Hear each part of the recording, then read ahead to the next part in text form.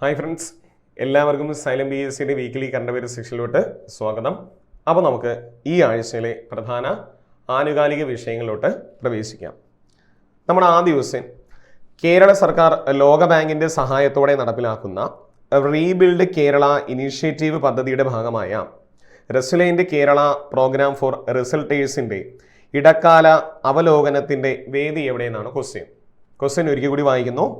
കേരള സർക്കാർ ലോകബാങ്കിൻ്റെ സഹായത്തോടെ നടപ്പിലാക്കുന്ന റീബിൽഡ് കേരള ഇനിഷ്യേറ്റീവ് പദ്ധതിയുടെ ഭാഗമായ റെസിലിയന്റ് കേരള പ്രോഗ്രാം ഫോർ റിസൾട്ടേഴ്സിൻ്റെ ഇടക്കാല അവലോകനത്തിൻ്റെ വേദി എവിടെയെന്ന് ചോദിച്ചു കഴിഞ്ഞാൽ തിരുവനന്തപുരമാണ് വേദിയായിട്ട് വരുന്നത്.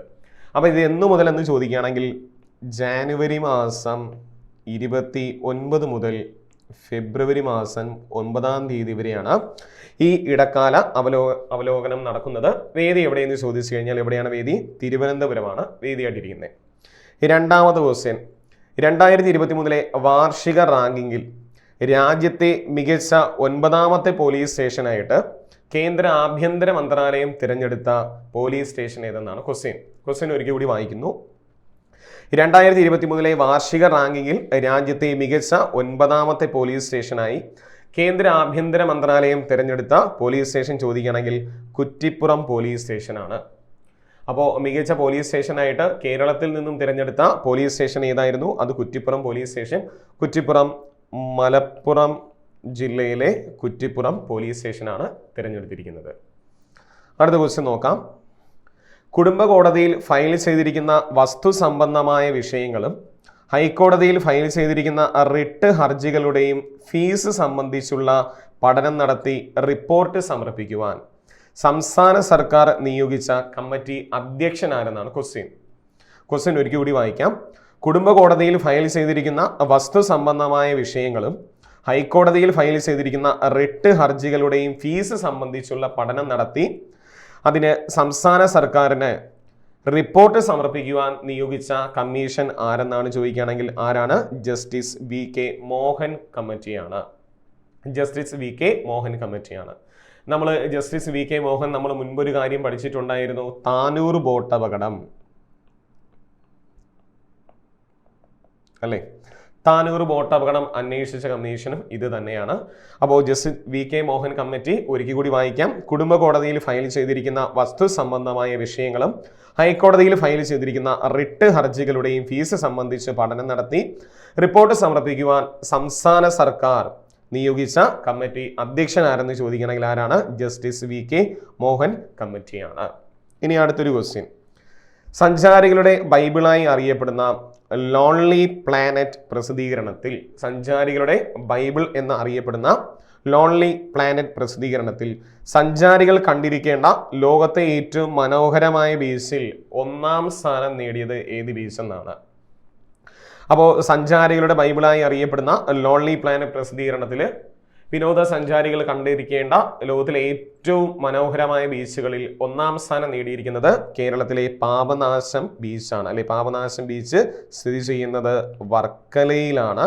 ഇതാണ് 1-ാം സ്ഥാനം നേടിയിരിക്കുന്നത്.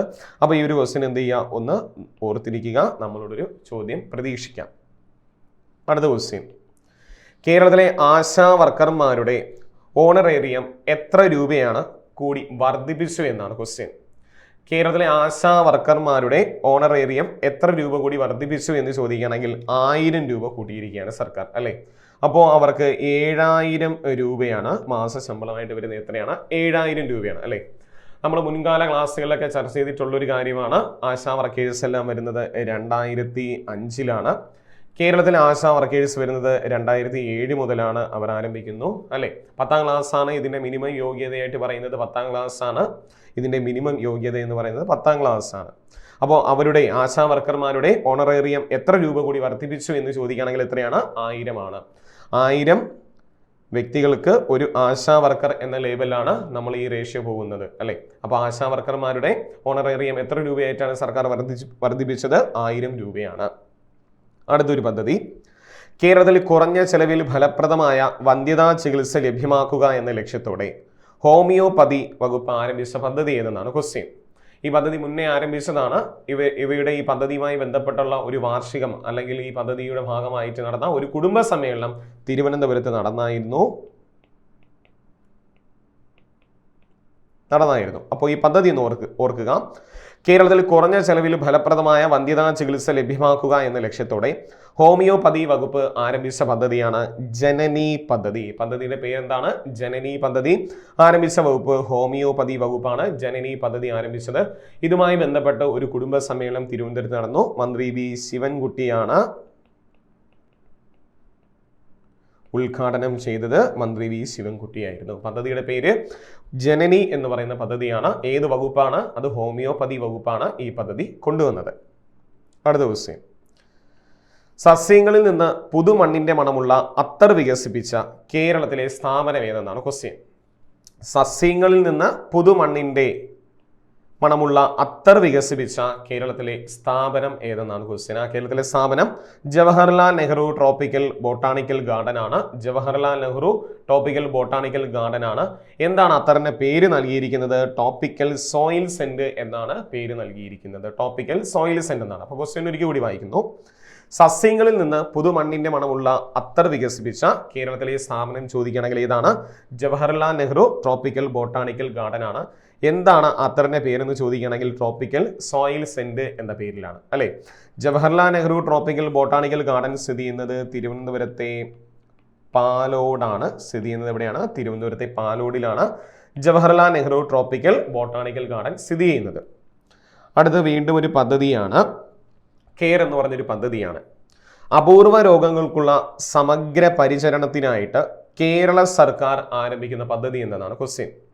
അപ്പോൾ അപൂർവമായിട്ട് വരുന്ന രോഗങ്ങൾക്കുള്ള സമഗ്ര ചികിത്സയ്ക്കായി, സമഗ്ര പരിചരണത്തിനായിട്ട് കേരള സർക്കാർ ആരംഭിക്കുന്ന പദ്ധതി ചോദിക്കണമെങ്കിൽ എന്താണ്? കെയർ എന്നാണ് പദ്ധതിയുടെ പേരെന്താണ്? കെയർ. എന്താണ് കെയർ എന്ന് അറിഞ്ഞിരിക്കുക. കേരള എഗനിസ്റ്റ് റെയർ ഡിസീസ് എന്നാണ് കെയർ പറയുന്നത്. കേരള എഗനിസ്റ്റ് റെയർ ഡിസീസ് ആണ് കെയർ. അപ്പോൾ ഈ പദ്ധതി എന്ത് ചെയ്യുക? ഒന്ന് ഓർക്കുക. അപൂർവ രോഗങ്ങൾക്കുള്ള സമഗ്ര പരിചരണത്തിനായിട്ട് കേരള സർക്കാർ ആരംഭിക്കുന്ന പദ്ധതിയുടെ പേരെന്തെന്ന് ചോദിച്ചാൽ എന്താണ്? കെയർ എന്നാണ് പദ്ധതിയുടെ പേര്. അടുത്ത ക്വസ്റ്റ്യൻ, 2024 ഫെബ്രുവരിയിൽ മുഖ്യമന്ത്രി ഉദ്ഘാടനം ചെയ്ത ജി സ്മാരകം, ജി എന്ന് പറയുന്നത് ജി ശങ്കരക്കുറുപ്പിന്റെ സ്മാരകം സ്ഥിതി ചെയ്യുന്ന നഗരം എവിടെയെന്നാണ്? അപ്പോൾ 2024 ഫെബ്രുവരി മാസം 2-ാം തീയതിയാണ്. 2024 ഫെബ്രുവരി മാസം 2-ാം തീയതിയാണ് അദ്ദേഹം 1978 ഫെബ്രുവരി മാസം 2-ാം തീയതിയാണ് ജി ശങ്കരക്കുറുപ്പ് അന്തരിക്കുന്നത്. അപ്പോൾ ആ ഫെബ്രുവരി 2 കണക്കാക്കി അദ്ദേഹത്തിന്റെ ഒരു സ്മാരകം വന്നിരിക്കുകയാണ്. എവിടെയാണ്? എറണാകുളത്തെ മറൈൻ ഡ്രൈവിലാണ് അദ്ദേഹത്തിന് വേണ്ടിയിട്ടുള്ള സ്മാരകം വന്നിരിക്കുന്നത്.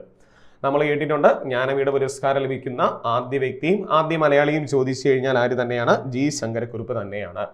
അപ്പോൾ 2024 ഫെബ്രുവരിയിൽ മുഖ്യമന്ത്രി ഉദ്ഘാടനം ചെയ്ത ജി സ്മാരകം സ്ഥിതി ചെയ്യുന്ന എവിടെയെന്ന് ചോദിച്ചു കഴിഞ്ഞാൽ എവിടെയാണ്? എറണാകുളത്താണ് സ്ഥിതി ചെയ്യുന്നത്. അടുത്തൊരു പദ്ധതിയാണ്, അടുത്ത ഒരു വർഷം കൊണ്ട് 3 ലക്ഷം സ്ത്രീകൾക്ക് ഉപജീവന മാർഗം നൽകുക എന്ന ലക്ഷ്യത്തോടെ കുടുംബശ്രീ ആരംഭിക്കുന്ന പദ്ധതി എന്തെന്നാണ് ക്വസ്റ്റ്യൻ ഒരിക്കൽ കൂടി വായിക്കുന്നു.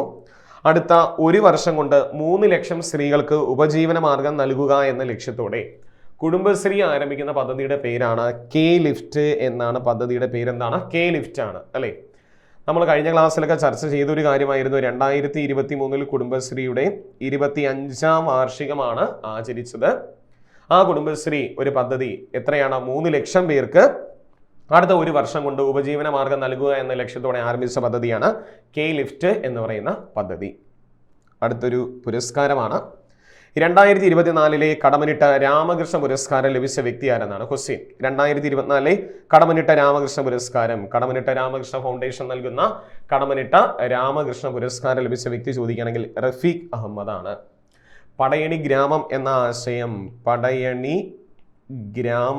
ആശയം മുന്നോട്ട് വെച്ച വ്യക്തിയാണ് കടമനിട്ട രാമകൃഷ്ണൻ. അപ്പോൾ ആ കടമനിട്ട രാമകൃഷ്ണ പുരസ്കാരം 2024 ആർക്ക് ലഭിച്ചു എന്ന് ചോദിക്കുകയാണെങ്കിൽ റഫീഖ് അഹമ്മദ് ആണ്. സമ്മാന തുക 55,555 രൂപയാണ് ഇതിന്റെ സമ്മാന തുക. 2023 ആർക്ക് ലഭിച്ചു എന്ന് ചോദിച്ചു കഴിഞ്ഞാൽ പ്രഭാവർമ്മയ്ക്കാണ്. 2023 കടമനിട്ട പുരസ്കാരം ആർക്ക് ലഭിച്ചു എന്ന് ചോദിച്ചു കഴിഞ്ഞാൽ ആർക്ക് ലഭിച്ചിരിക്കുകയാണ്? പ്രഭാവർമ്മയ്ക്കും.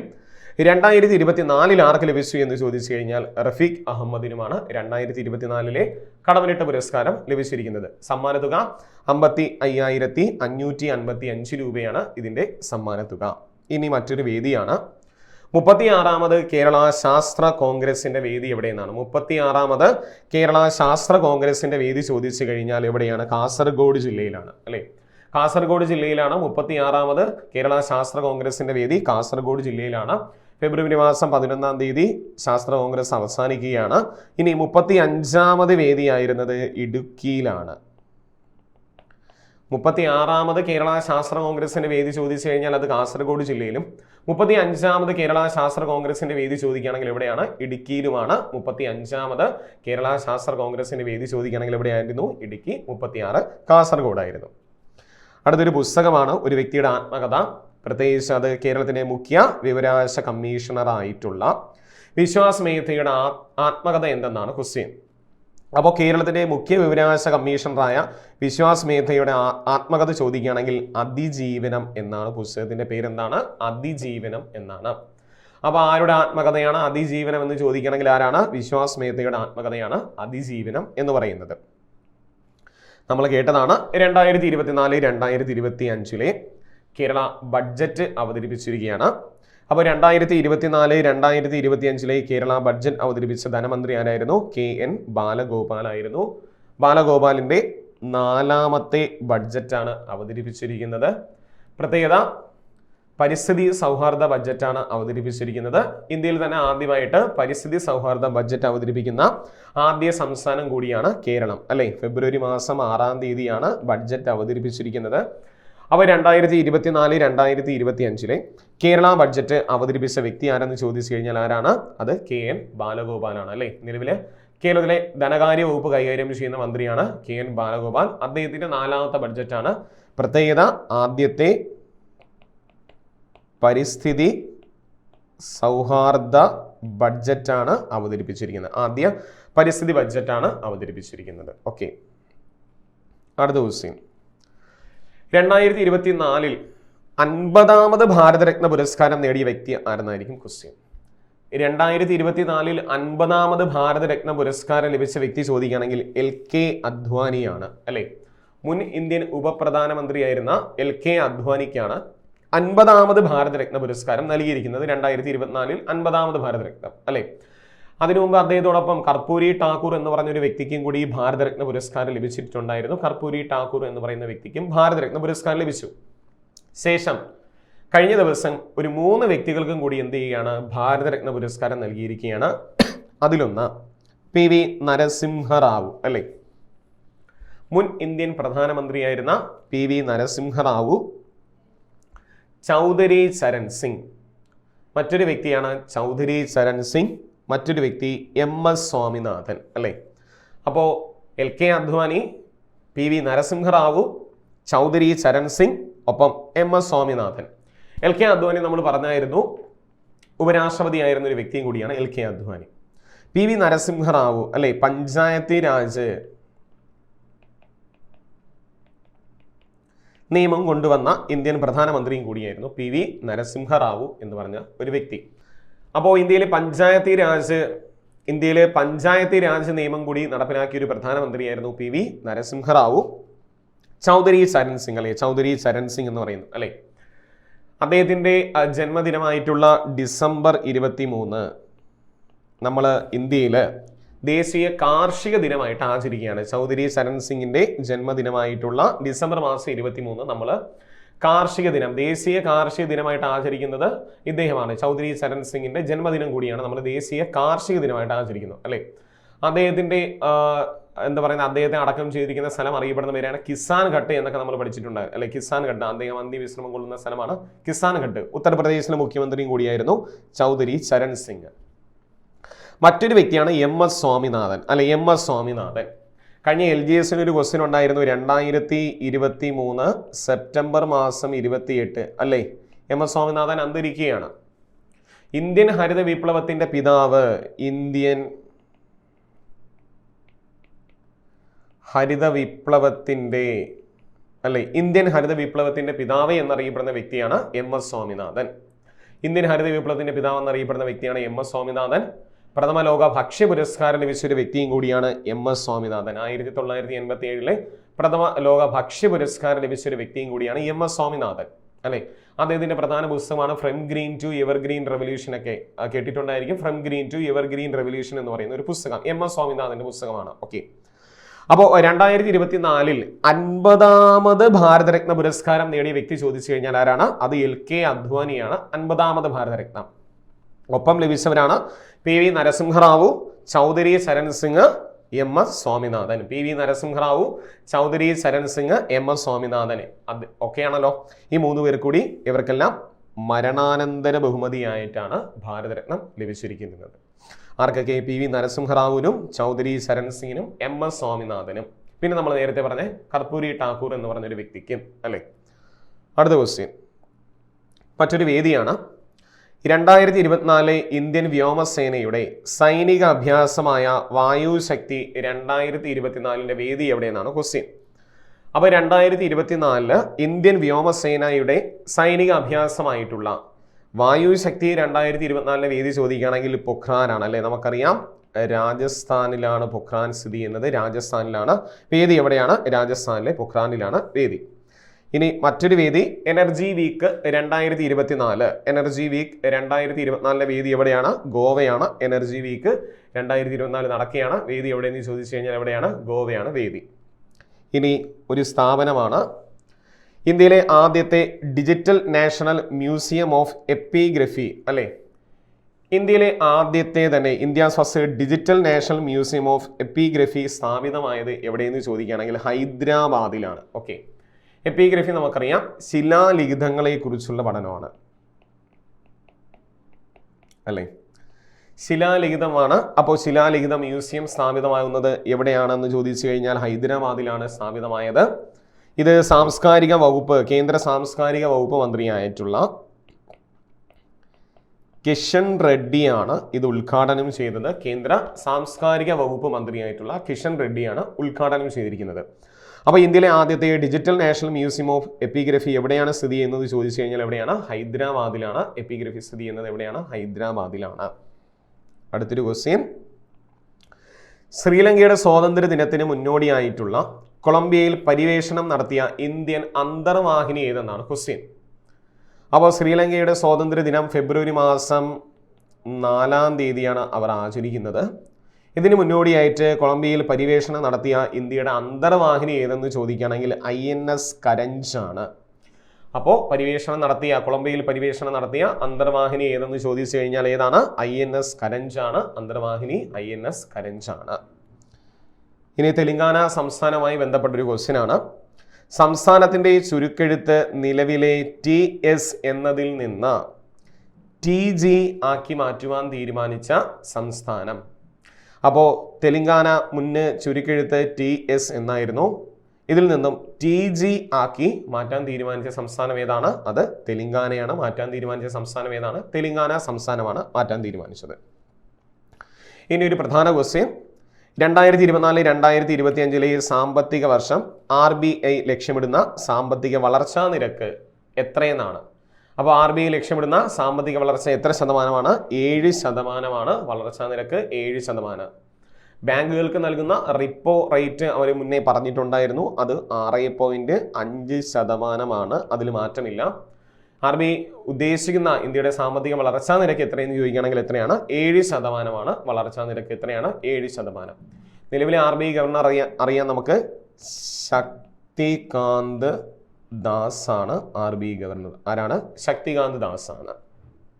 അടുത്ത ക്വസ്റ്റ്യൻ, ടെക്നോളജി സ്പെഷ്യലിസ്റ്റായ ടോം പുറത്തിറക്കിയ ട്രാഫിക് സൂചികയിൽ ഏറ്റവും ഗതാഗത തിരക്കുള്ള ഇന്ത്യൻ നഗരം ഏതെന്നാണ് ക്വസ്റ്റ്യൻ. അപ്പോൾ ടെക്നോളജി സ്പെഷ്യലിസ്റ്റ് ആയിട്ടുള്ള ടോം പുറത്തിറക്കിയ ട്രാഫിക് സൂചികയിൽ ഏറ്റവും ഗതാഗത തിരക്കുള്ള ഇന്ത്യൻ നഗരം ചോദിക്കുകയാണെങ്കിൽ അത് ബാംഗ്ലൂരിലാണ്. ഏറ്റവും ഗതാഗത തിരക്കുള്ള ഇന്ത്യൻ നഗരം എവിടെയാണ്? ബാംഗ്ലൂർ. ഇത് ഇന്ത്യൻ നഗരമാണ്. ഇത് ലോകത്തെ ഏറ്റവും ഗതാഗത തിരക്കുള്ള നഗരം അവർ തന്നിരിക്കുന്നത് ലണ്ടനാണ്. ലോകത്തെ ഏറ്റവും കൂടുതൽ ഗതാഗത തിരക്കുള്ള നഗരം ചോദിക്കുകയാണെങ്കിൽ ഏതാണ്? ലണ്ടൻ. ഇന്ത്യയിൽ ഏതെന്ന് ചോദിച്ചു കഴിഞ്ഞാൽ അത് ഏതാണ്? ബാംഗ്ലൂർ. ഇന്ത്യയിൽ 2-ാം സ്ഥാനം വരുന്നത് പൂനെക്കാണ്. 2-ാം സ്ഥാനം വരുന്നത്. ഇനി ഒരു നിയമനമാണ്. ഉത്തരാഖണ്ഡിലെ ആദ്യ വനിതാ ചീഫ് ജസ്റ്റിസായി ചുമതലയേറ്റ വ്യക്തി ആരെന്നാണ് ക്വസ്റ്റ്യൻ. ഉത്തരാഖണ്ഡിലെ ആദ്യ വനിതാ ചീഫ് ജസ്റ്റിസായി ചുമതലയേറ്റ വ്യക്തിയാണ് ജസ്റ്റിസ് ഋതു ബഹരി. ഋതു ബഹരി എവിടെയാണ്, ഏത് കോടതിയിലെന്ന് ചോദിക്കുകയാണെങ്കിൽ ഉത്തരാഖണ്ഡിലെ ആദ്യ വനിതാ ചീഫ് ജസ്റ്റിസായി ചുമതലയേറ്റ വ്യക്തിയാണ് ആര്? ജസ്റ്റിസ് ഋതു ബഹരി എന്ന് പറയുന്ന ഒരു വ്യക്തി. അപ്പോൾ നമുക്ക് അടുത്ത ക്വസ്റ്റ്യൻ നോക്കാം. അടുത്ത ക്വസ്റ്റ്യൻ നോക്കിയോളൂ. 2024 രാജിവെച്ച മുൻ പഞ്ചാബ് ഗവർണറും ചണ്ഡീഗഡ് അഡ്മിനിസ്ട്രേറ്റീവുമായിട്ടുള്ള വ്യക്തി ആരെന്നാണ് ക്വസ്റ്റ്യൻ. അപ്പോൾ 2024 രാജിവെച്ച മുൻ പഞ്ചാബ് ഗവർണറും ചണ്ഡീഗഡ് അഡ്മിനിസ്ട്രേറ്റീവുമായിട്ടുള്ള വ്യക്തിയാണ് ബൻവാരിലാൽ പുരോഹിത്. അദ്ദേഹം രാജിവെച്ചിരിക്കുകയാണ്, പുതിയ നിയമനം വന്നിട്ടില്ല. ഇനി അടുത്ത ക്വസ്റ്റ്യൻ, 2024 ആരോഗ്യ സെക്രട്ടറിയായി ചുമതലയേറ്റ വ്യക്തി ആരെന്നാണ് ക്വസ്റ്റ്യൻ. 2024 കേന്ദ്ര ആരോഗ്യ സെക്രട്ടറിയായി ചുമതലയേറ്റ വ്യക്തി ചോദിക്കുകയാണെങ്കിൽ അപൂർവ ചന്ദ്രയാണ്. ചുമതലയേറ്റത് ആരാണ്? അപൂർവ ചന്ദ്രയാണ്. അടുത്ത ദിവസം നോക്കിക്കോളൂ. ഓസ്ട്രേലിയയിലെ സെനറ്റിൽ അംഗമായി തിരഞ്ഞെടുക്കപ്പെട്ട ആദ്യ ഇന്ത്യൻ വംശജൻ ആരെന്നാണ്. ഓസ്ട്രേലിയയിലെ സെനറ്റിൽ അംഗമായി തിരഞ്ഞെടുക്കപ്പെട്ട ആദ്യത്തെ ഇന്ത്യൻ വംശജൻ ചോദിച്ചു കഴിഞ്ഞാൽ വരുൺ ഘോഷാണ്. തിരഞ്ഞെടുത്ത ആദ്യ ഇന്ത്യൻ വംശജൻ ആരാണ്? വരുൺ ഘോഷാണ്. അടുത്തൊരു പ്രധാന ക്വസ്റ്റ്യൻ ആണ്. മത്സര പരീക്ഷകളിൽ കൃത്രിമം കാണിക്കുന്നവർക്ക് 10 വർഷം വരെ തടവും 1 കോടി രൂപ പിഴയും ലഭിക്കാവുന്ന ശിക്ഷ ലോകസഭയിൽ അവതരിപ്പിച്ച വ്യക്തി ആരെന്നാണ് ക്വസ്റ്റ്യൻ.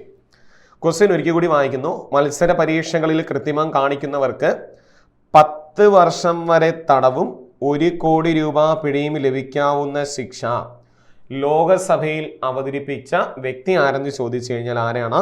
ജിതേന്ദ്ര സിംഗ് ആണ്. ജിതേന്ദ്ര സിംഗ് ആണ് അവതരിപ്പിച്ചത്. ജിതേന്ദ്ര സിംഗ് ആണ്. കേന്ദ്ര ശാസ്ത്ര സഹമന്ത്രിയായിട്ടുള്ള ജിതേന്ദ്ര സിംഗ് ആണ് ഇവിടെ ലോകസഭയിൽ അവതരിപ്പിച്ച വ്യക്തി ആരാണ്? ജിതേന്ദ്ര സിംഗ് ആണ്. ഇതെന്ത് ചെയ്യുക, ഒന്ന് നന്നായിട്ടൊന്ന് ഓർത്ത് വെച്ചേക്കുക. കാരണം മത്സര പരീക്ഷകളിൽ കൃത്രിമം കാണിച്ചു എന്നുള്ള വാർത്തയൊക്കെ വരുന്നുണ്ട്. അങ്ങനെയുള്ള മണ്ടത്തരത്തിനൊന്നും പോവരുത്. അപ്പോൾ മത്സര പരീക്ഷകളിൽ കൃത്രിമം കാണിക്കുന്നവർക്ക് 10 വർഷം വരെ തടവും 1 കോടി രൂപ പിഴയും ശിക്ഷ ലഭിക്കാവുന്ന നിയമം ലോകസഭയിൽ ആരവതരിപ്പിച്ചിരിക്കുകയാണ്? ജിതേന്ദ്ര സിംഗ് ആണ് അവതരിപ്പിച്ചിരിക്കുന്നത്. അടുത്തൊരു പ്രധാന ക്വസ്റ്റ്യൻ, ഇന്ത്യയിൽ ഏക സിവിൽ കോഡ് ബിൽ പാസ്സാക്കുന്ന ആദ്യ സംസ്ഥാനം ഏതെന്നാണ്. ഇന്ത്യയിൽ ഏക സിവിൽ കോഡ് ബിൽ പാസ്സാക്കുന്ന ആദ്യ സംസ്ഥാനം ഉത്തരാഖണ്ഡാണ്. ആദ്യ സംസ്ഥാനം. ഏക സിവിൽ കോഡിനെതിരെ പ്രമേയം അവതരിപ്പിച്ച ആദ്യ സംസ്ഥാനം ഏതായിരുന്നു? അത് കേരളമായിരുന്നു.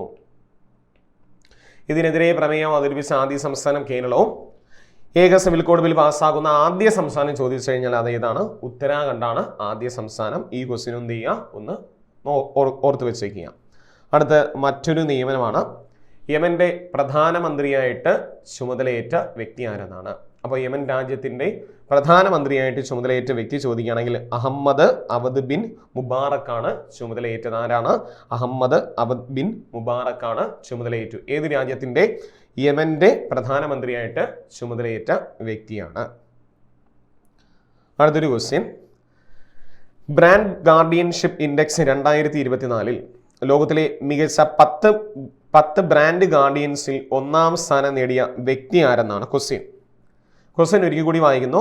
ബ്രാൻഡ് ഗാർഡിയൻഷിപ്പ് ഇൻഡെക്സ് 2024 ലോകത്തിലെ മികച്ച 10 ബ്രാൻഡ് ഗാർഡിയൻസിൽ 1ാം സ്ഥാനം നേടിയ വ്യക്തി ചോദിക്കുകയാണെങ്കിൽ ഹുവാറ്റങ് മായാണ്. ഹുവാറ്റങ് മാ. ഓക്കെ, ഹുവാറ്റങ് മാ എന്ന് പറയുന്നൊരു വ്യക്തി ടെൻസെന്റ് എന്ന് പറയുന്ന കമ്പനിയുടെ CEO ആണ് ഹുവാറ്റങ് മാ. ഇതിൽ 2ാം സ്ഥാനം നേടിയിരിക്കുന്നത് മുകേഷ് അംബാനിയാണ്. റിലയൻസിന്റെ സ്ഥാപകനായിട്ടുള്ള മുകേഷ് അംബാനിയാണ് ഇതിൽ 2ാം സ്ഥാനം നേടിയിരിക്കുന്നത്. 1ാം സ്ഥാനം ഹുവാറ്റങ് മായ്ക്കാണ് 1ാം സ്ഥാനം നേടിയത്. ഇനി മറ്റൊരു വിയോഗം, അർബുദത്തെ തുടർന്ന് അന്തരിച്ച നമീബിയൻ പ്രസിഡന്റ് ആരെന്നാണ് ക്വസ്റ്റ്യൻ.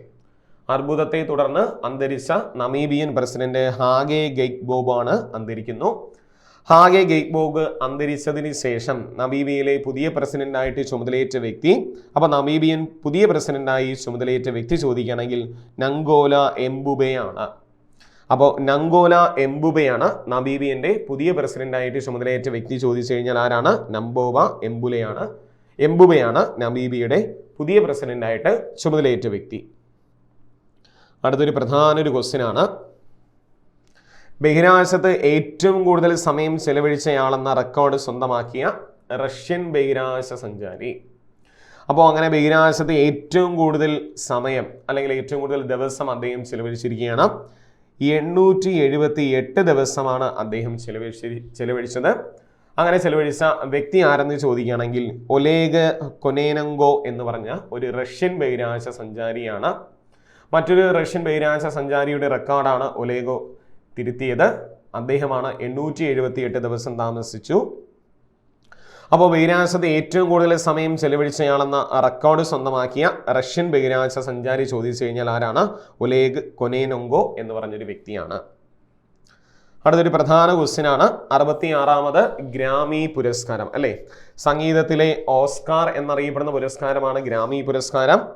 അപ്പോൾ 66ാമത് സംഗീതത്തിലെ ഓസ്കാർ ആയിട്ടുള്ള ഗ്രാമി പുരസ്കാരം 2024 സംഗീതത്തിലെ ഓസ്കാർ എന്നറിയപ്പെടുന്നതാണ് ഗ്രാമി. സംഗീതത്തിലെ നൊബേൽ എന്നറിയപ്പെടുന്ന പുരസ്കാരം പോളാർ പ്രൈസ് ആണ് മാറിപ്പോരുത്. അപ്പോൾ 66ാമത് ഗ്രാമി പുരസ്കാരം നൽകിയിരിക്കുകയാണ്. അതിൽ ആൽബം ഓഫ് ദ ഇയർ മിഡ്നൈറ്റ്സ് എന്ന് പറയുന്ന ആൽബത്തിൽ ആരാണ് പാടിയത്? ടൈലർ സ്വിഫ്റ്റ് ആണ് അല്ലേ? പ്രത്യേകത ടൈലർ സ്വിഫ്റ്റിന്റെ 4ാമത്തെ ഗ്രാമി പുരസ്കാരം കൂടിയാണ്. അപ്പോൾ ആൽബം ഓഫ് ദ ഇയർ പുരസ്കാരം ലഭിച്ചത് ആർക്കെന്ന് ചോദിച്ചു കഴിഞ്ഞാൽ ടൈലർ സ്വിഫ്റ്റിന്റെ മിഡ്നൈറ്റ് എന്ന് പറയുന്ന ആൽബത്തിനാണ്.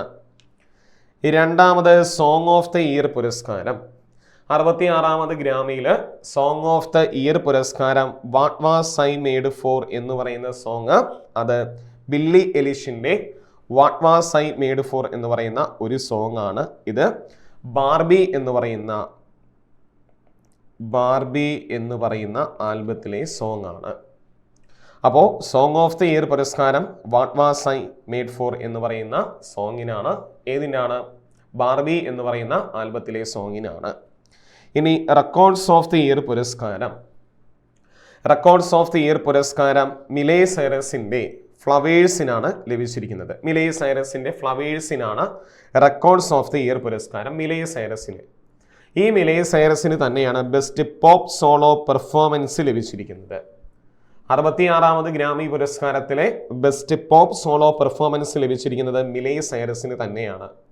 ആ മിലേ സൈറസിന്റെ ഫ്ലവേഴ്സ് എന്ന് പറയുന്ന ആൽബത്തിനാണ് റെക്കോർഡ്സ് ഓഫ് ദ ഇയർ പുരസ്കാരം. അപ്പോൾ ഈ 4 കാര്യങ്ങൾ ഒരിക്കൽ കൂടി പറയുന്നു. Album of the year midnight എന്ന് പറയുന്ന ആൽബത്തിന് ആരാണ് അതിൽ പാടിയിരിക്കുന്നത്? ടൈലർ സ്വിഫ്റ്റിനാണ്. ടൈലർ സ്വിഫ്റ്റിന്റെ 4ാമത്തെ ഗ്രാമി പുരസ്കാരം കൂടിയാണ്. സോങ് ഓഫ് ദ ഇയർ പുരസ്കാരം ലഭിച്ച സോങ് ഏതാണ്? What was I made for എന്ന് പറയുന്ന സോങ് ആണ്. അത് ബില്ലി എലിഷിൻ്റെതാണ് പാടിയിരിക്കുന്നത്. ഏതാണ് ആൽബം എന്ന് ചോദിച്ചാൽ ബാർബി എന്ന് പറയുന്ന ഒരു ആൽബത്തിലെയാണ്. ഇനി റെക്കോർഡ്സ് ഓഫ് ദ ഇയർ പുരസ്കാരം ഫ്ലവേഴ്സ് എന്ന് പറയുന്ന ഒരു ആൽബത്തിനാണ്. അത് മിലി സൈറസ് പാടിയിരിക്കുന്ന ഫ്ലവേഴ്സ് എന്ന് പറയുന്ന ആൽബത്തിലെയാണ്. ആ മിലി സൈറസിനാണ് ബെസ്റ്റ് പോപ്പ് സോളോ പെർഫോമൻസ് ലഭിച്ചിരിക്കുന്നത്. ഇനി ഇതിൽ നമുക്ക് പ്രധാനം ബെസ്റ്റ് ഗ്ലോബൽ മ്യൂസിക് ആൽബമായിട്ട് തിരഞ്ഞെടുത്ത ഏതെന്നാണ്. കാരണം ഇപ്രാവശ്യത്തെ 66ാമത് ഗ്രാമി പുരസ്കാരത്തിലെ 5 ഇന്ത്യക്കാർക്ക് ലഭിച്ചിരിക്കുകയാണ്. അതിൽ 4 പേർക്ക് ദിസ് മൊമെന്റ് എന്ന് പറയുന്ന ആൽബത്തിലൂടെ, ശക്തി ബാൻഡിന്റെ ദിസ് മൊമെന്റ് എന്ന് പറയുന്ന ആൽബത്തിലൂടെ ലഭിച്ചിരിക്കുകയാണ്. അപ്പോൾ ബെസ്റ്റ് ഗ്ലോബൽ മ്യൂസിക് ആൽബമായിട്ട് തിരഞ്ഞെടുത്തത് ഏതാണ്? ദിസ് മൊമെന്റ് എന്ന് പറയുന്ന ആൽബമാണ്. ഇന്ത്യയിൽ പ്രവർത്തിക്കുന്ന ശക്തി ബാൻഡിന്റെ ആൽബമാണ്. അങ്ങനെ മൊത്തം 5 പേർക്ക്, അതിൽ 4 പേർക്ക് ഏതിൽ ലഭിച്ചിരിക്കുകയാണ്? ഈ ശക്തി എന്ന് പറയുന്ന ബാൻഡിൽ പ്രവർത്തിച്ചതിനാണ്. നമുക്ക് നോക്കാം അതിൽ ആരൊക്കെയെന്നാണ്. അപ്പോൾ ഗ്രാമി പുരസ്കാരം ലഭിച്ച ഇന്ത്യക്കാരാണ്. 66ാമത് ഗ്രാമി പുരസ്കാരം 2024 66ാമത് ഗ്രാമി പുരസ്കാരം. അതിലൊന്ന് സക്കീർ ഹുസൈൻ അല്ലേ? നമുക്കറിയാം തബലിസ്റ്റ് ആയിട്ടുള്ള അദ്ദേഹത്തിന്റെ വാദ്യോപകരണം തബലയാണ് സക്കീർ ഹുസൈന്. 2 ശങ്കർ മഹാദേവ് അല്ലെ? ഗായകനാണ് ശങ്കർ മഹാദേവ്. അതിനുശേഷം ലഭിച്ചിരിക്കുന്നത് ഗണേഷ് രാജഗോപാൽ അല്ലെ? അദ്ദേഹം വയലിനിസ്റ്റ് ആണ്. പിന്നീട് അതേ ആൽബത്തിൽ സെൽവൻ ഗണേഷ് വിനായക് റാം എന്ന് പറയുന്ന ഒരു വ്യക്തിക്ക് ലഭിച്ചിരിക്കുകയാണ്. ഡ്രംസ് ആണ് അദ്ദേഹം. ഡ്രംസ് ആണ് വായിക്കുന്നത്. ഡ്രംസ് എന്ന് പറയുന്ന ഒരു ഇൻസ്ട്രുമെന്റ് വായിക്കുന്ന ഒരു വ്യക്തിയാണ്. സെൽവ ഗണേഷ് വിനായക് റാമാണ്. സെൽവ ഗണേഷ് വിനായക് റാമിനാണ് അദ്ദേഹം ഡ്രംസ് ആണ് വായിക്കുന്നത്. ഓക്കെ, അപ്പൊ ഈ 4 പേർക്കും നമ്മൾ ഈ പറഞ്ഞ ദിസ് മൊമെന്റ് എന്ന് പറയുന്ന ആൽബത്തിന് ലഭിച്ചതാണ്. അത് ഏതിൻ്റെയാണ്? ശക്തി ബാൻഡിന്റെ ആൽബമാണ് ദിസ് മൊമെന്റ്. അപ്പോൾ ഒന്ന് സക്കീർ ഹുസൈൻ, ശങ്കർ മഹാദേവൻ, ഗണേഷ് രാജഗോപാൽ, സെൽവ ഗണേഷ് വിനായക് റാം അല്ലേ. ഇനി മറ്റൊരു വ്യക്തിയാണ് രാകേഷ് ചൗരസ്യ. രാകേഷ് ചൗരസ്യ പുല്ലാങ്കുഴൽ വാദ്യ ഉപകരണമാണ് രാകേഷ് ചൗരസ്യ. സോ അദ്ദേഹത്തിന് പാഷ്തോ എന്ന് പറയുന്ന ആൽബത്തിന്റെ പെർഫോമൻസിനാണ് രാകേഷ് ചൗരസ്യക്ക് ലഭിച്ചിരിക്കുന്നത്. ഓക്കെ, അപ്പോൾ മൊത്തം 5 ഇന്ത്യക്കാർക്ക് കിട്ടി. അതിൽ രാകേഷ് ചൗരസ്യ ഏതാണ് പാഷ്തോ എന്ന് പറയുന്ന ആൽബത്തിൽ പെർഫോമൻസിനാണ് അദ്ദേഹത്തിന് ലഭിച്ചിരിക്കുന്നത്. അപ്പോൾ ഈ 5 പേരും നന്നായിട്ടൊന്ന് ഓർത്ത് വെച്ചേക്കുക. നമ്മളോട് തീർച്ചയായിട്ടും ഒരുപക്ഷെ പേര് തന്നതിന് ശേഷം ഏത് ഇൻസ്ട്രുമെന്റുമായി ബന്ധപ്പെട്ടവർ എന്ന് വേണമെങ്കിൽ എന്ത് ചെയ്യാം, നമ്മളോട് ചോദിക്കാം. അടുത്ത നമുക്ക് ഈ ആഴ്ചയിലെ പ്രധാന 2 ദിനങ്ങളാണ്. അതിലൊന്ന് ഫെബ്രുവരി 4 അല്ലെ, വേൾഡ് ക്യാൻസർ ഡേ ആയിട്ട് ആചരിക്കുകയാണ്. ഫെബ്രുവരി 4 വേൾഡ് ക്യാൻസർ ദിനമായിട്ട് നമ്മൾ ആചരിക്കുന്നത് എന്ന് ചോദിച്ചു കഴിഞ്ഞാൽ എന്താണ്, ഫെബ്രുവരി മാസം 4-ാം തീയതി അല്ലേ. 2024 വേൾഡ് ക്യാൻസർ ഡേയുടെ തീം എന്തെന്ന് ചോദിക്കുകയാണെങ്കിൽ together we challenge those in power എന്നാണ് തീം അല്ലേ. Together we challenge those in power ആണ് 2024 വേൾഡ് ക്യാൻസർ ഡേയുടെ തീം. എന്ന് മുതലാണ് 2000 ഫെബ്രുവരി മാസം 4-ാം തീയതി മുതലാണ് നമ്മൾ ലോക ക്യാൻസർ ദിനമായിട്ട് ആചരിച്ചു തുടങ്ങുന്നത്. 2000 ഫെബ്രുവരി മാസം 4-ാം തീയതി മുതലാണ്. ഇനി മറ്റൊരു പ്രധാന ദിനമാണ് ഫെബ്രുവരി മാസം 9-ാം തീയതി അല്ലേ. നാഷണൽ സെൻസസ് ഡേ ആയിട്ട് ആചരിക്കുകയാണ്. ദേശീയ സെൻസസ് ദിനമായിട്ട് ആചരിക്കുന്നത് എന്ന് ചോദിച്ചു കഴിഞ്ഞാൽ എന്താണ്, ഫെബ്രുവരി മാസം 9-ാം തീയതിയാണ് അല്ലേ. സ്വതന്ത്ര ഇന്ത്യയിലെ ആദ്യത്തെ സെൻസസ് നടക്കുന്നത് 1951 ഫെബ്രുവരി മാസം 9-ാം തീയതിയാണ്. ആ ഫെബ്രുവരി മാസം 9-ാം തീയതി നമ്മൾ എന്ത് ദിനമായിട്ട് ആചരിക്കുന്നു, നാഷണൽ സെൻസസ് ഡേ ആയിട്ട് ആചരിക്കുന്നു എന്നാണ്. ഫെബ്രുവരി മാസം 9 ഇന്ത്യയിലെ നാഷണൽ സെൻസസ് ഡേ ആയിട്ട് ആചരിക്കുകയാണ്.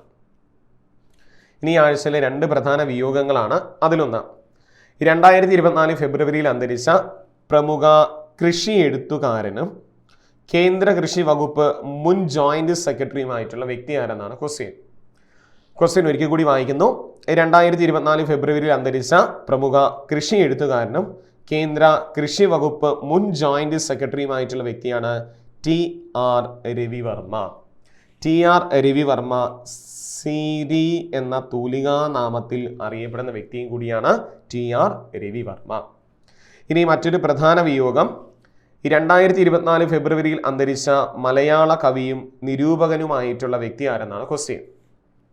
2024 ഫെബ്രുവരിയിൽ അന്തരിച്ച മലയാള കവിയും നിരൂപകനുമായിട്ടുള്ള വ്യക്തിയാണ് NK ദേശം അല്ലെ. NK ദേശം എന്ന് പറഞ്ഞൊരു വ്യക്തിയാണ്, അദ്ദേഹം അന്തരിച്ചു. ആ NK ദേശത്തിൻ്റെ യഥാർത്ഥ പേര് ചോദിക്കുകയാണെങ്കിൽ N കുട്ടിക്കൃഷ്ണപിള്ള എന്നാണ്.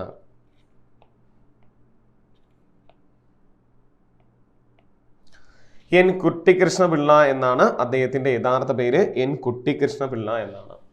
ഇനി അദ്ദേഹത്തിൻ്റെ 1-2 കൃതികളൊന്ന് നോക്കിക്കൊള്ളുക. കാര്യം ഒരുപക്ഷെ നമ്മളോട് എന്ത് ചെയ്യാം, ചോദിക്കാം. ഒന്ന് കന്യാഹൃദയം, അപ്പുപ്പൻ താടി, ചൊട്ടയിലെ ശീലം, പവിഴമല്ലി, ഉല്ലേഖം അല്ലേ.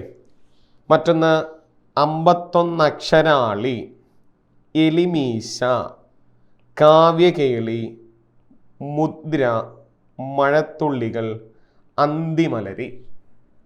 NK ദേശത്തിൻ്റെ ആദ്യ കൃതിയാണ് അന്തിമലരി എന്ന് പറയുന്നത്. NK ദേശത്തിൻ്റെ ആദ്യ കൃതിയാണ് അന്തിമലരി എന്ന് പറയുന്ന കൃതി. ഇനി 1982 NK ദേശത്തിന് പ്രഥമ ഇടശ്ശേരി അവാർഡ് നേടിക്കൊടുത്ത കൃതിയാണ് ഉല്ലേഖം എന്ന് പറയുന്ന കൃതി. 1982 പ്രഥമ ഇടശ്ശേരി അവാർഡ് ലഭിച്ച വ്യക്തിയാണ് NK ദേശം. അദ്ദേഹത്തിന് പ്രഥമ ഇടശ്ശേരി അവാർഡ് നേടിക്കൊടുത്ത കൃതി ചോദിച്ചു കഴിഞ്ഞാൽ ഏതാണ്, ഉല്ലേഖം എന്ന് പറയുന്ന കൃതിക്കാണ്. ഇനി 2007 ഓടക്കുഴൽ അവാർഡും 2009 കേരള സാഹിത്യ അക്കാദമി പുരസ്കാരം ലഭിച്ച കൃതി ഏതാണ്, മുദ്ര എന്ന് പറയുന്ന കൃതിക്കാണ്. അപ്പോൾ 2007 ഓടക്കുഴൽ പുരസ്കാരവും 2009 അദ്ദേഹത്തിന് കേരള സാഹിത്യ അക്കാദമി പുരസ്കാരം നേടിക്കൊടുത്ത കൃതി ചോദിച്ചു കഴിഞ്ഞാൽ ഏതാണ്, മുദ്ര എന്ന് പറയുന്ന കൃതിക്കാണ്. അദ്ദേഹത്തിൻ്റെ ആദ്യ കൃതി ചോദിക്കുകയാണെങ്കിൽ അന്തിമലരി എന്ന് പറയുന്ന കൃതിക്കാണ്. അല്ലെങ്കിൽ പ്രഥമ ഇടശ്ശേരി പുരസ്കാരം ലഭിച്ച കൃതി ഏതെന്ന് ചോദിക്കുകയാണെങ്കിൽ ഏതാണ്, ഉല്ലേഖമാണ്. ആരെഴുതി, അത് NK ദേശത്തിൻ്റെതാണ്, NK ദേശം. അപ്പോൾ അല്ലെങ്കിൽ നമ്മളോട് ചോദിക്കാം എൻ കുട്ടിക്കൃഷ്ണപിള്ള, അദ്ദേഹത്തിൻ്റെ തൂലികാനാമം അല്ലെങ്കിൽ മറ്റൊരു പേരെന്ന് ചോദിക്കാം. ഏതാണ്? എൻ കെ ദേശം അല്ലെങ്കിൽ എൻ കെ ദേശം എന്നറിയപ്പെടുന്ന എഴുത്തുകാരൻ ആരെന്ന് എന്ത് ചെയ്യാം, നമ്മളോട് ചോദിക്കാം. അപ്പോൾ അദ്ദേഹത്തിൻ്റെ കൃതികളും എന്ത് ചെയ്യുക, ഒന്ന് ഓർത്ത് വെച്ചേക്കുക. ഇനി കായികമാണ്, ഈ ആഴ്ചയിലെ പ്രധാന കായികങ്ങൾ. 2026 ഫുട്ബോൾ ലോകകപ്പ് ആദ്യ മത്സരത്തിന് വേദിയാകുന്ന രാജ്യമല്ലേ? 2022 ഫുട്ബോൾ ലോകകപ്പ് ഖത്തറിൽ നടന്നായിരുന്നു. വിജയി അർജന്റീനയാണ്. അതിനുശേഷം പ്രഖ്യാപിച്ചു 2026 ലോകകപ്പ് 3 രാജ്യങ്ങളിൽ നടക്കുന്നു. ഒന്ന് അമേരിക്ക, മറ്റൊന്ന് മെക്സിക്കോ, മറ്റൊന്ന് കാനഡ അല്ലേ? USA, കാനഡ അല്ലേ? നമ്മൾ ക്ലാസ്സിലൊക്കെ പഠിച്ചാൽ യു ക്യാൻ മീ എന്ന് പഠിച്ചു കാണും അല്ലേ? USA, Canada, Mexico. അതിൽ 2026 ഫുട്ബോൾ ലോകകപ്പിൻ്റെ ആദ്യ മത്സരം നടക്കുന്നത് എവിടെയെന്ന് ചോദിച്ചു കഴിഞ്ഞാൽ അത് മെക്സിക്കോയിലാണ്. ആദ്യ മത്സരം മെക്സിക്കോയിലും. ഫൈനൽ എവിടെ നടക്കുന്നു എന്ന് ചോദിച്ചു കഴിഞ്ഞാൽ ഫൈനൽ USA ആണ് വേദി. ഫൈനലിൽ USA വേദിയും പറഞ്ഞിട്ടുണ്ട്. അപ്പോൾ ഫിഫ ലോകകപ്പ് 2026 നമ്മളോട് ചോദിക്കാം നടക്കാത്ത രാജ്യം ഏതെന്നായിരിക്കും ഒരുപക്ഷെ ചോദിക്കുക. അതിൽ ആദ്യ ഗെയിംസ് ഏത് രാജ്യത്ത് നടക്കും? അത് മെക്സിക്കോയിലും. ഫൈനൽ എവിടെ നടക്കുമെന്ന് ചോദിച്ചാൽ എവിടെയാണ്? അത് USA, അമേരിക്കയിലുമാണ്. ഫൈനലിന് വേദിയാവുന്നത് അമേരിക്കയിലാണ്. ഇനി അടുത്ത് മറ്റൊരു പ്രധാന question. 2024 sports journalist federation of ഇന്ത്യയും ഡൽഹി സ്പോർട്സ് ജേർണലിസ്റ്റ് അസോസിയേഷനും നൽകുന്ന ലൈഫ് ടൈം അച്ചീവ്മെന്റ് പുരസ്കാരം ലഭിച്ച ഇന്ത്യൻ ഒളിമ്പിക് താരം ആരെന്നാണ്? ക്വസ്റ്റ്യൻ ഒരിക്കൽ കൂടി വായിക്കുന്നു. 2024 സ്പോർട്സ് ജേർണലിസ്റ്റ് ഫെഡറേഷൻ ഓഫ് ഇന്ത്യയും ഡൽഹി സ്പോർട്സ് ജേർണലിസ്റ്റ് അസോസിയേഷനും നൽകുന്ന ലൈഫ് ടൈം അച്ചീവ്മെന്റ് പുരസ്കാരം ലഭിച്ച ഇന്ത്യൻ ഒളിമ്പിക് താരമാരാണ്? PT ഉഷയാണ്. PT ഉഷയാണ് അല്ലേ?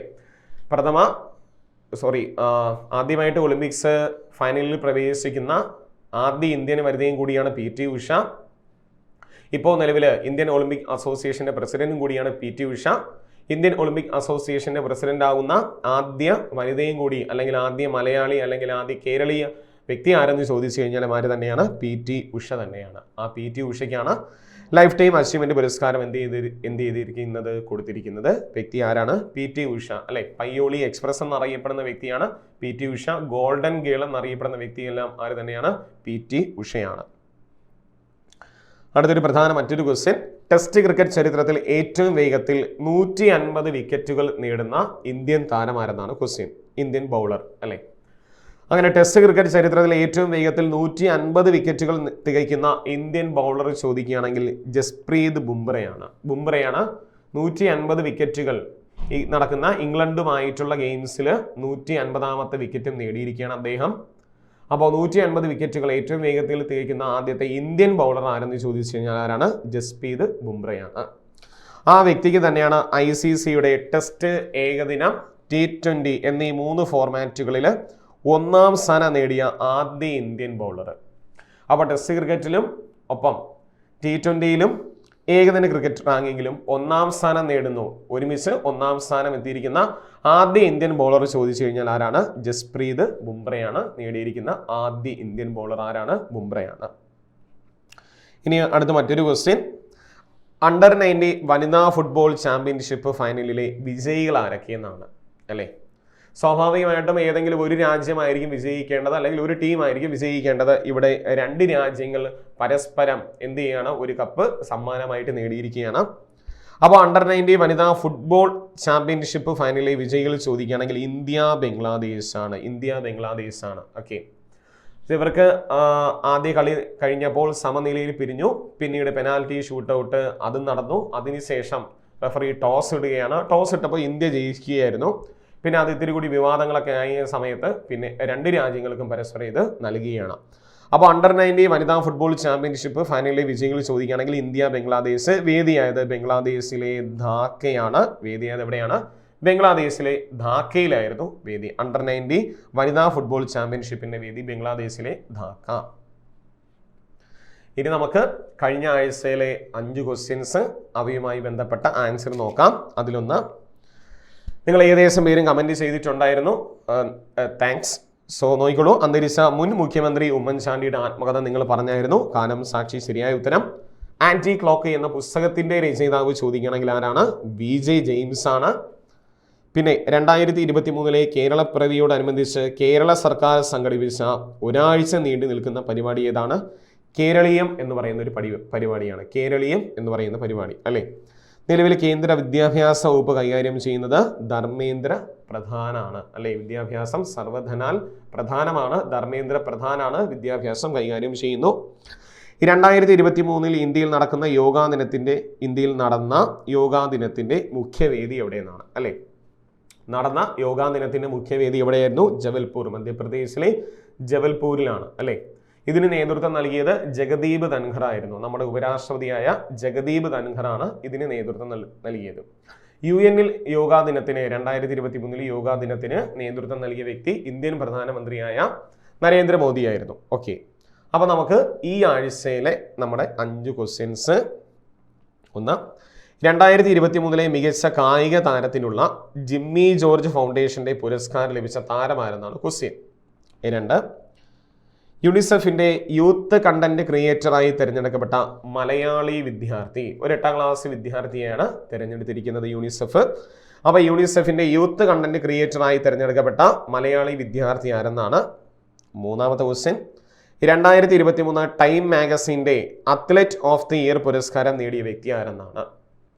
4, കേന്ദ്ര സർക്കാരിന്റെ കണക്ക് പ്രകാരം സർക്കാർ സ്കൂളുകളിലെ ഇന്റർനെറ്റ് സൗകര്യങ്ങളുടെ ലഭ്യതയിൽ 1ാം സ്ഥാനം നേടിയ സംസ്ഥാനം ഏതെന്നാണ്. ക്വസ്റ്റ്യൻ ഒരിക്കൽ കൂടി വായിക്കുന്നു. കേന്ദ്ര സർക്കാരിന്റെ കണക്ക് പ്രകാരം സർക്കാർ സ്കൂളുകളിലെ ഇന്റർനെറ്റ് സൗകര്യങ്ങളുടെ ലഭ്യതയിൽ 1ാം സ്ഥാനം നേടിയ സംസ്ഥാനം ഏതെന്നാണ്. 5ാമത്തെ ക്വസ്റ്റ്യൻ, 2023 ലതാ മങ്കേഷ്കർ പുരസ്കാരം നേടിയ പിന്നണി ഗായകൻ ആരെന്നാണ് ക്വസ്റ്റ്യൻ. അറിയാവുന്നവർ എന്ത് ചെയ്യുക? ആൻസർ ഒന്ന് കമന്റ് ചെയ്തേക്കുക. ഒപ്പം നിങ്ങളോട് ഒരു കാര്യം കൂടി സൈലം BSc പറയുന്നു. നമ്മൾ ഈ വരുന്ന ഫെബ്രുവരി മാസം 18-ാം തീയതി നമ്മുടെ ആപ്പിൽ LDC മോക്ക് ടെസ്റ്റ് നടത്തുകയാണ്. നമ്മുടെ ആപ്പിൽ 2 മണി മുതൽ 3:15 വരെയാണ് നമ്മുടെ LDC മോക്ക് ടെസ്റ്റ് നടക്കുന്നത്. ഈ മാസം ഫെബ്രുവരി മാസം 18-ാം തീയതി LDC മോക്ക് ടെസ്റ്റ് നമ്മൾ ആപ്പിലായിരിക്കും നടത്തുക. ഇനി മറ്റൊന്ന്, ഫെബ്രുവരി മാസം 25-ാം തീയതി നമുക്ക് യൂട്യൂബിൽ ഒരു CA മോക്ക് ടെസ്റ്റ് പോകാം. ഇതുവരെ നമ്മൾ യൂട്യൂബിൽ ചെയ്ത CA വീഡിയോസ് എല്ലാം നിങ്ങളൊന്ന് കാണുക. പ്ലേലിസ്റ്റിൽ നമ്മളത് ആഡ് ചെയ്യുന്നതായിരിക്കും. സോ അതുമായി ബന്ധപ്പെട്ട് നമുക്കൊരു എന്ത് ചെയ്യാം, ഒരു 50 മാർക്കിൻ്റെയോ 100 മാർക്കിൻ്റെയോ നമുക്ക് നോക്കാം. അതനുസരിച്ചിട്ടുള്ള ഒരു മോക്ക് ടെസ്റ്റ് എന്ത് ചെയ്യാം നമുക്ക് ഫെബ്രുവരി മാസം 25-ാം തീയതിയാണ്.